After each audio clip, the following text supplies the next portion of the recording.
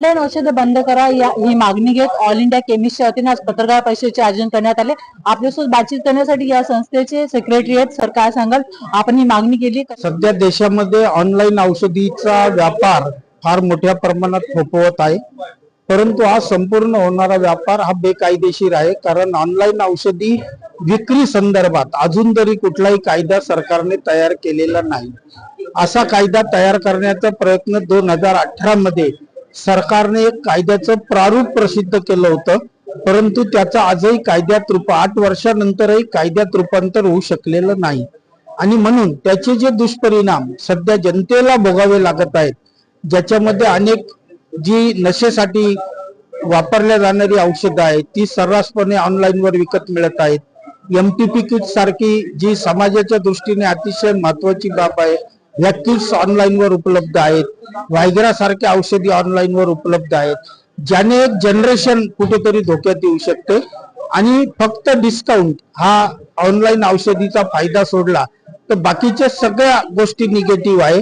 आणि या कॉर्पोरेट कंपन्या आज डिस्काउंट देऊन ग्राहकांना आकर्षित करण्याचा प्रयत्न करत आहे, परंतु याचे लॉंग टर्म दुष्परिणाम लक्षात घेता सरकारने हे ऑनलाईन त्वरित थांबवावं, अन्यथा याच्याविषयी योग्य तो कायदा तयार करावा, त्यावर मग आम्ही आमची प्रतिक्रिया देऊ शकू। तोपर्यंत कायदा येत नाही तोपर्यंत सक्तीने ऑनलाईन औषध विक्री बंद व्हावी ही आमची मागणी आहे। या संदर्भात आपलं कोणाशी बोलणं झाले का? स्वास्थ्य मंत्री असेल किंवा कोणतेही डिपार्टमेंट असेल?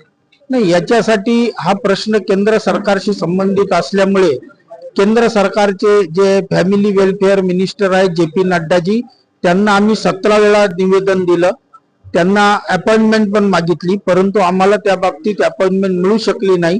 त्यानंतर आम्ही पंतप्रधान नरेंद्रजी मोदी यांना पण मेमोरंडम दिले, पण तिथनही आम्हाला प्रतिसाद मिळाला नाही आणि त्यामुळे शेवटी आम्हाला बंदचा निर्णय घ्यावा लागला। बघायला गेलं तर लोकल जे दुकानदार आहेत त्यांचा इथे कुठेतरी इफेक्ट होते, तर आपल्याकडून जनजागृती होणार आहे का?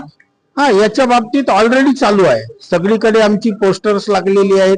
आज ही प्रेस हा पण जनजागृतीचाच प्रकार आहे।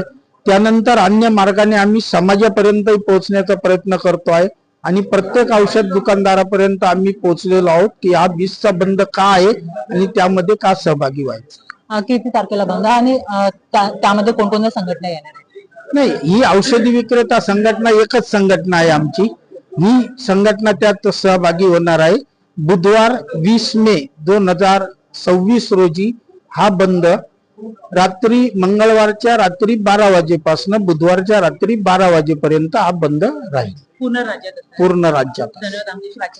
तर आपल्यासोबत या संस्थेचे सेक्रेटरी ज्यांनी सांगितले की 20 मेला पूर्ण राज्यामध्ये आम्ही ऑनलाईन विक्री औषध बंद करण्याच्या निषेधार्थ आम्ही दुकानं बंद ठेवणार आहोत।